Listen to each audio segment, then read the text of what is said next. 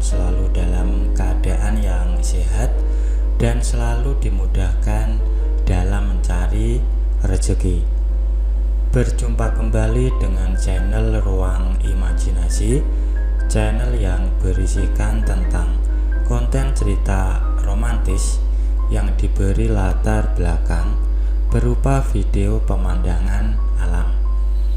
Pada kali ini di hari Sabtu tanggal 11 Oktober tahun 2025.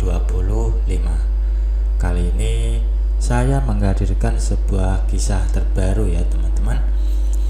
Dan untuk kisah kali ini mengisahkan tentang seorang pemuda yang bernama Denny. Ia ini berusia 23 tahun. Dan ia adalah seorang yatim piatu dengan adik perempuan.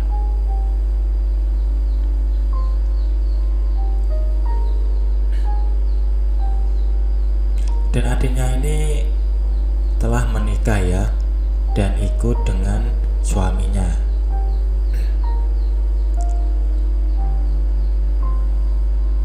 Dan setelah itu Denny memutuskan untuk menghidupi kebutuhannya. Ia pun akhirnya merantau di sebuah kota. Dan ia sementara tinggal di kos temannya sambil mencari kos-kosan. Dan setelah mencari, Denny mendapatkan sebuah kos yang cukup murah dari sebuah aplikasi. Dan ia pun menghubungi nomor yang tertera bahwa ia akan melihat kosnya pada sore hari. Dan sore harinya Denny pun mendatangi kos tersebut. Ia pun mengucapkan salam. Seorang wanita berparas agak gemuk, tinggi, berpakaian gamis tanpa cadar membuka gerbang. Dan ternyata wanita itu adalah Ica, anak dari pemilik kos-kosan tersebut. Kemudian Denny pun diajak masuk untuk melihat kos-kosan.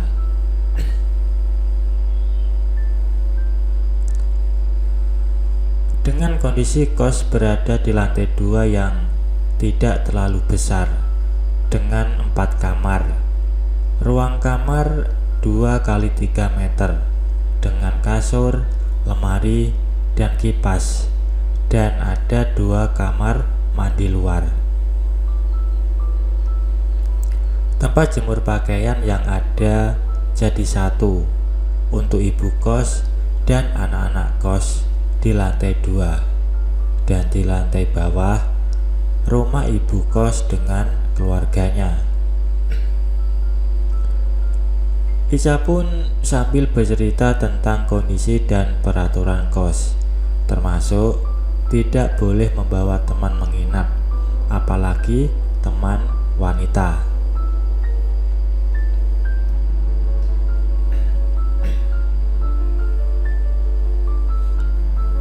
Denny pun memutuskan untuk mengambil kosnya tersebut, dan ia bakal balik besok sekalian membawa uang kosnya, dan sekalian ambil barang-barang yang ada di kos temannya.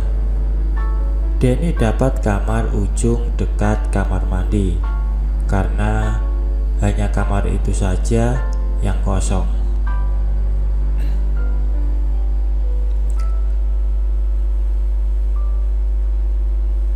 Dan setelah Ica memberikan kunci kamarnya sambil turun tangga, Denny pun berpamitan. Dan keesokan harinya sampailah Denny di kosan pukul 9 pagi. Ia pun mengucapkan salam. Tanpa ada yang menjawab, Denny pun langsung masuk gerbang dan naik tangga ke lantai 2. Saat ia berada di tangga, ada sosok perempuan dengan kacamatanya berwajah putih namun terlihat lebih tua dari Ica dengan pakaian full gamis, memanggil dari bawah. Perempuan itu melarang Denny untuk naik dulu karena lantainya masih basah, baru selesai dipel. Dan ternyata perempuan itu bernama Hana. Ia adalah pemilik dari kos-kosan tersebut.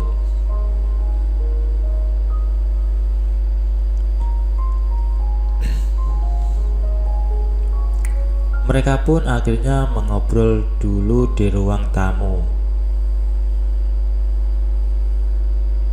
Di sini Bu Hana banyak bercerita tentang kondisi keluarganya.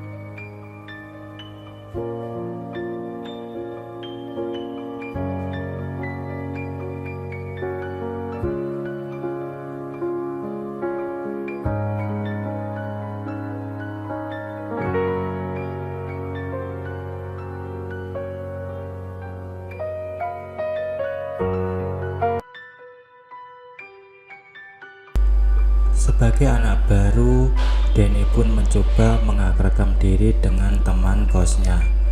Namun apa daya, orang-orang terkadang kurang peduli dengan orang di sekitarnya, dan mereka pun memang kurang akrab satu sama lain sejak awal. 2 minggu sudah berlalu. Sudah Denny coba mendaftar belasan perusahaan, namun belum ada panggilan satupun. Ia mencoba menanyakan teman-temannya, dan sepertinya tidak ada lowongan yang buka. Semenjak Denny ngekos, ia mulai mengerti kebiasaan kos. Ternyata setiap hari teman-teman kosnya bekerja WFO. Jadi hanya dia saja yang terkadang sendirian di kos sepanjang waktu. Sampai-sampai pada hari Sabtu pun ada yang mengambil part-time.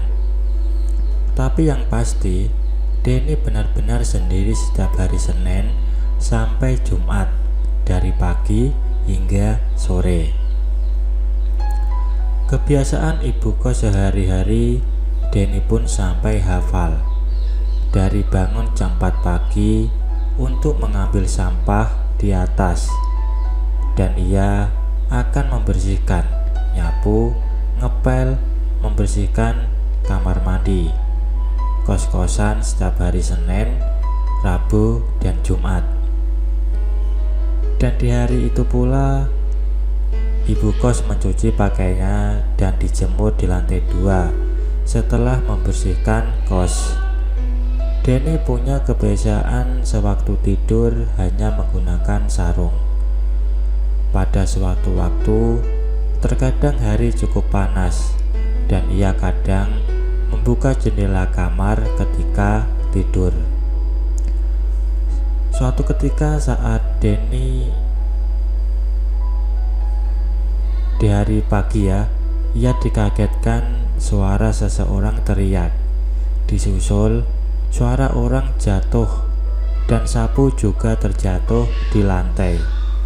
Denny pun langsung kaget dengan kondisi adiknya yang sudah bangun.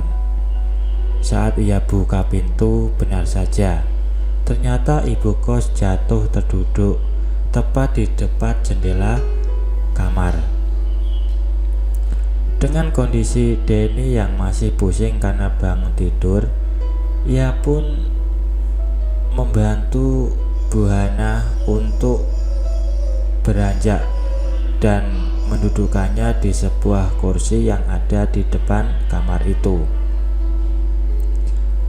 Di umurnya yang sudah kepala 4 dan memiliki cucu, wajah ibu kos terlihat masih seumur 20 tahunan. Mungkin karena perawatan.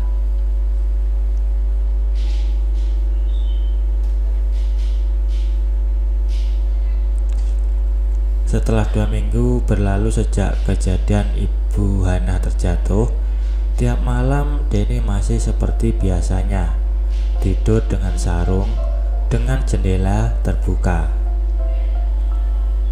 tanpa ada pikiran apapun.